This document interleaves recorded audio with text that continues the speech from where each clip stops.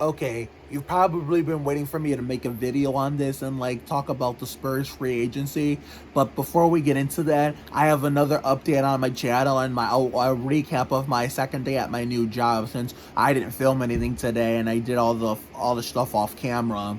Okay, so it was that day breezed on by like Donny Osmond. It was another quick and easy day, almost as easy as yesterday. We spent the first half in our building, like, the Triad part, and then we had lunch. In the second half of the day, we went to a park called New Russia or something like that, and me and some of the staff, I think it was Sarah and Narissa, we did a Born to Be Wild TikTok to commemorate my theme song for Swing Sets, Born to Be Wild. I'll tell you how that happened too.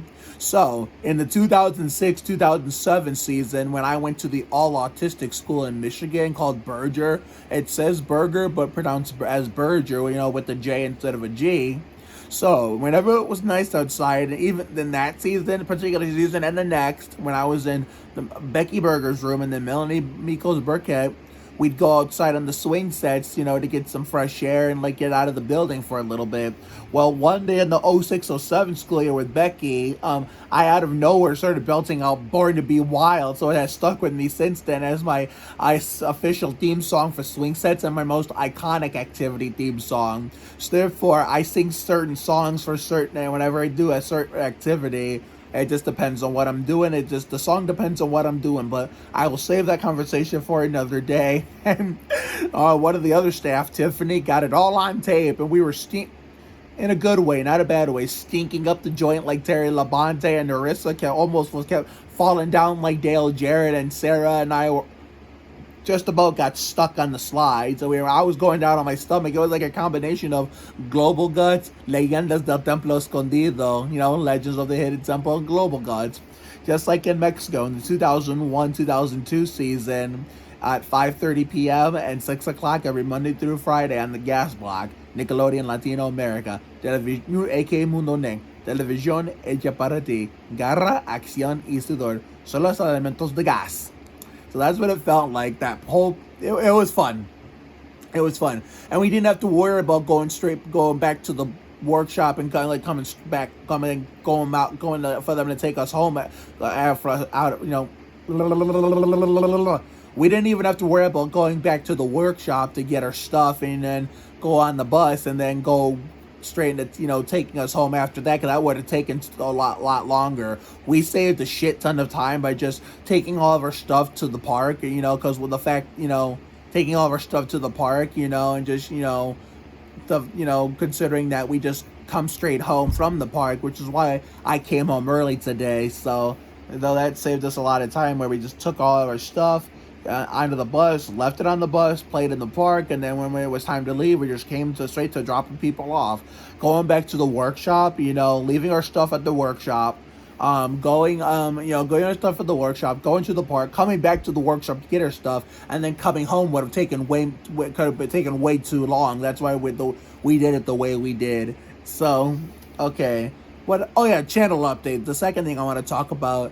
So, those Jeopardy and Wheel of Fortune live-action fan recreations I plan on doing in the years to come once I get better equipment for proper camera animations and angles and whatnot? Well, we're going to start doing practice runs with the video games of Jeopardy and Wheel of Fortune to get us all prepared. I might invite some friends over throughout the winter, whether they have a YouTube channel or not. Mostly it's going to be friends of mine of all ages that have a YouTube channel, and some that may not, but may still be interested in playing. And we're going to use the crummy equipment I have now for this. So therefore, I'm going to aim at working, being for Wheel of Fortune and Jeopardy each. I'm going to try the PS1 version of Jeopardy, not the second edition, but the first edition that has a more of a realistic set than the second edition, and Wheel of Fortune for the Wii, because that's also realistic gameplay where you can actually call out your letters instead of pressing different buttons on the controller to pick them, just like the real show. And who knows, maybe you'll be able to solve the puzzle with your voice. If the voice option, you use your voice to play the Wii games, like works for the bonus round, we'll do that too. So therefore, we're gonna start practicing, and then we're gonna evolve into more Jeopardy and Wheel of Fortune video games on the channel to practice for the live action remakes that me and Janet are gonna do. Where me and Janet are gonna be Sajak and White, and I'm gonna be Trebek, and I'm lining up a list of, like, you know, I have a list of candidates of guy best friends who could be the role of the late Charlie O'Donnell, of course, Johnny Gilbert, who's still going strong to this day at Kurt Busch, 97 years old, or is he 96? I don't know, but I'll take a look at it. So I wanted to get that out of the way. Now, the main topic of this video, the Spurs free agency. Rudy Gay's garbage bitch ass is finally gone. That's what I'm talking about. Welcome to San Antonio, Doug McBucket, Zach Collins. Hopefully Zach actually gets to play. That's what I'm hoping for. That way we don't sign him for nothing, considering that we got Marquise Chris for nothing, you know, considering he was already hurt. But we could still sign him in a way, because, you know, Patty and Rudy are gone. And, let me see, who, did somebody else leave too? Well, yeah, Patty and Rudy are gone, so DeMar might leave too. And hopefully we do. As much as I love him for all the things he's done in a short period of time here, it's time to move on from him too. I mean, if we got rid of, like I mentioned on TikTok, if we could get rid of Pau Gasol in 2019, Marco Bellinelli and Bryn Forbes and in 2020, and LaMarcus Aldridge and Rudy. No, if we could get rid of Pau Gasol in 2019, Marco Bellinelli and Bryn Forbes in 2020, that we can get rid of LaMarcus Aldridge and Rudy Gay in 2021, and that's exactly what we did.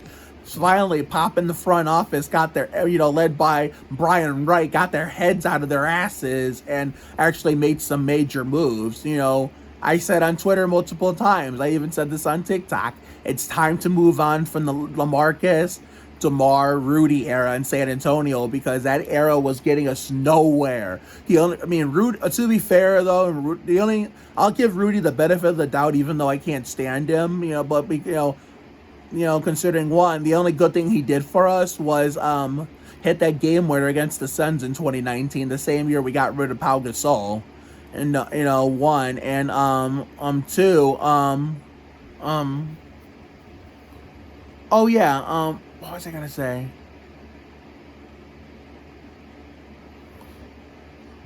Oh yeah, okay, now I remember. Okay, the only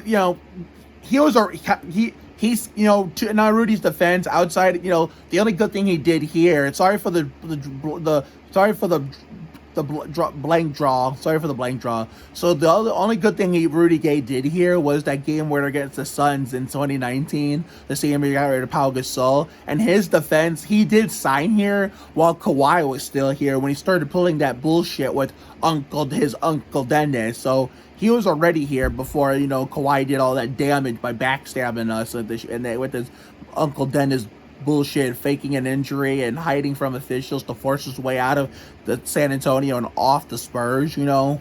But in all events, with or without Kawhi, the era of LaMarcus, Rudy Gay, and DeMar DeRozan wasn't getting us anywhere. And the only reason, I just mentioned this, the reason why DeMar was even a Spur to begin with was because of the Kawhi Uncle Dennis debacle. So that's why. So therefore, I mean, as much as I appreciate DeMar for everything he's done, even though he was only a Spur for that reason, time to move on from him as well and send him to a contender. That way he can go get a ring. And, like, the ring that he deserves. Hopefully Patty gets one more ring he deserves. Maybe he'll come back to San Antonio to retire with us. But I'm excited to see Doug McBucket, Doug McDermott. Hopefully Zach Collins play. And hopefully we'll get that Laurie kid, or if not him, John Collins or Kelly Oubre. I prefer John Collins, if we're being honest here. You know, we'll have a starting power forward to pick up where Tim Duncan left off, and David Robinson, because we've not had like a true big man since David Robinson retired after the 2003 championship, which was our second of 5. And then, you know, the only true big man we had was Tim Duncan, but technically he did play center in college at Wake Forest, but the only reason why he played power forward and considered a power forward because David Robinson was more of a real center than Tim Duncan was. That's why. So that's why, you know, after Robinson retired, we had people like no-name centers like Rasho Nesterovic, Nazi Mohammed, Francisco Elson, Fabricio Alberto, the king of fucking it up. You know, people like that, Antonio McDice, Thiago Splitter. And we finally got an undersized center, LaMarcus, who more plays power forward, which is why Duncan played center in the last year. He played, which he wasn't the same anymore, and the good knee started to go to waste.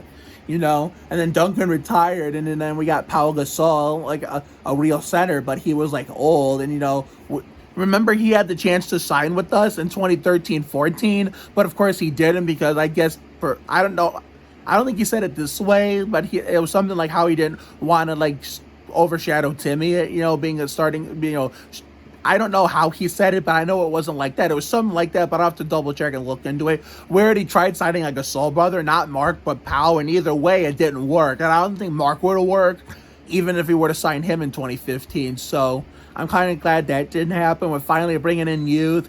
I hope Joshua Primo proves a lot of us doubters wrong. And I can't wait to see what Joe Weisenkamp, however you say his name, does.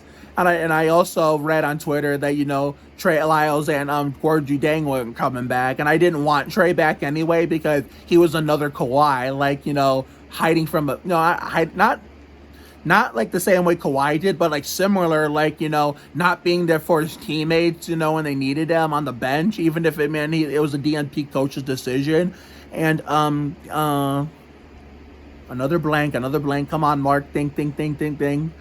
Oh, yeah. He requested a trade at the trade deadline this past season, and he didn't get it, so I guess he threw a tantrum and just decided he was not going to sit with his teammates or, like, not play anymore. So I didn't want him back anyway. And, Gorgie Jang, I was excited to get him almost the same way I was excited to get LaMarcus in 2015.